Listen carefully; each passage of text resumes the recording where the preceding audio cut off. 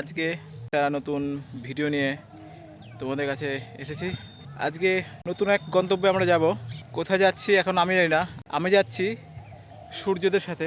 টাইমটা ছিল 2টো, আজকে বেরোনোর কথা ছিল 2টো, তা কোনো কারণবশত আজকে বেরোনো হয়নি। ওই সময়টায় আমাদের বেরোতে বেরোতে সময় হয়ে গেল প্রায় 3:30। এখন আমরা রাইড শুরু করছি এখান থেকে। আগে তোমাদের দেখাচ্ছি কি হয়, আর রাস্তায় যেতে যেতে তোমাদের সাথে কিছু কথা হবে, যেগুলো দেখবো আমরা তোমাদের সাথে শেয়ার করে নেব। আজকের আমাদের সাথে আরও আছে শুভ। তাহলে আজকের রাইডটা শুরু করা যাক। এ হচ্ছে আমাদের হসপিটাল রোড থেকে ডান দিকে সবুজপল্লির দিকে আমরা এগিয়ে যাচ্ছি। শুরুতেই সূর্যর চেন পড়ে গেছে, দেখো সাইকেলের চালাতে। ওকে আগেই বলেছিলাম সাইকেলও ঠিক করতে, দেখো কি আর করবো বলো। যাই হোক, চলো। পথে বেরোলে পরে এরকম হতেই পারে।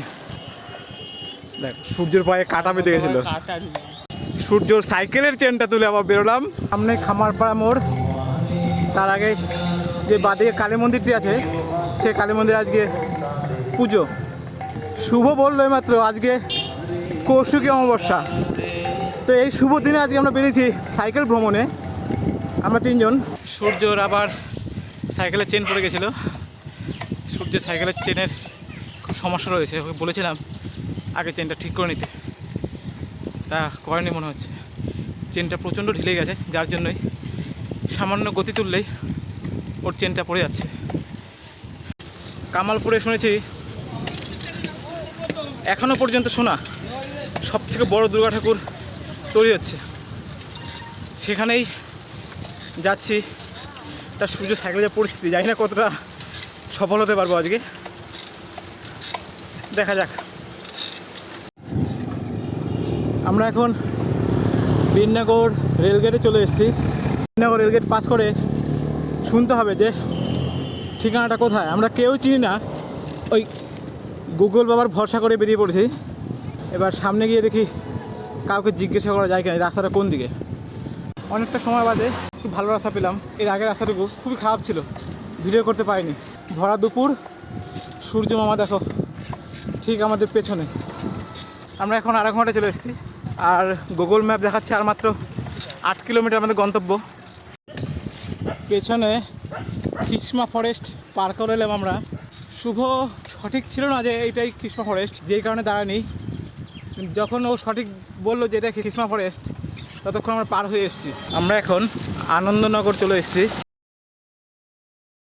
আমরা আনন্দনগর ব্রিজে একটু দাঁড়ালাম, এখানে দাঁড়ালাম একটু ব্রিজটার ছবি নেওয়ার জন্য।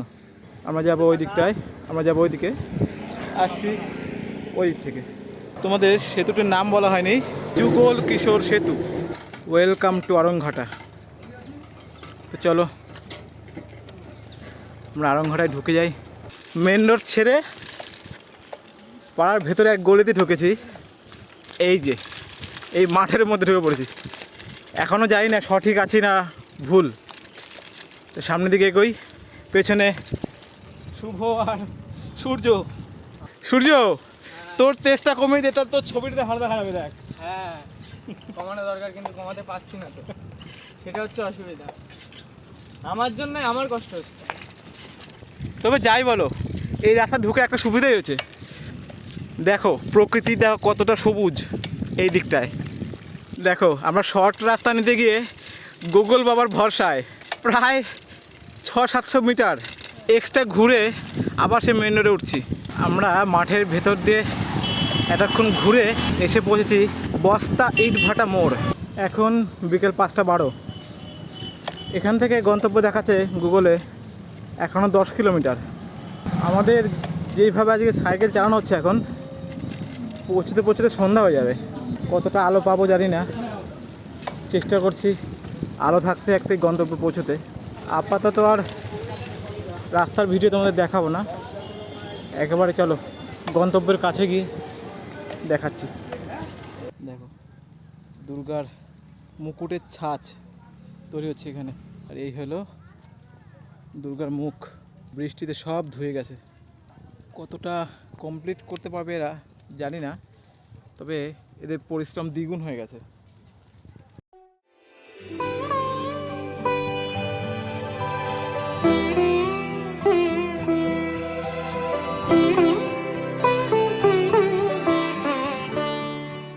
রাত্রি হয়ে গেছে, এতক্ষণ অন্ধকারে ভিডিও করতে পারিনি। আমরা আস্তলায় এসে চা খেয়ে এইমাত্র বেরোলাম। এখন রাস্তায় কিছু আলো পেয়ে কিছুটা ভিডিও করে নিচ্ছি ফেরার পথে। আজকে আমাদের গন্তব্য ছিল কামারপুরের অভিযান সংঘের যে সবচেয়ে বড় দুর্গা প্রতিমা তৈরি করছে তা দেখতে যাওয়া। সেটা তোমরা আগে দেখেছো, এখন ফেরার পালা।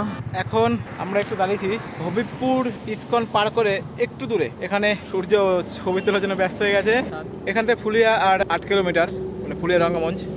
আজকের যাতায়াতের আমাদের মোট দূরত্ব ছিল প্রায় 52 থেকে 54 কিলোমিটার। এই পথে আমরা তোমাদের দেখিয়েছি রাস্তায় কোথায় কী করেছি আমরা, বা যেই গন্তব্যে আমরা গিয়েছিলাম সেই গন্তব্যের তোমাদেরকে দেখিয়েছি। তোমাদের কেমন লেগেছে বলো একটু।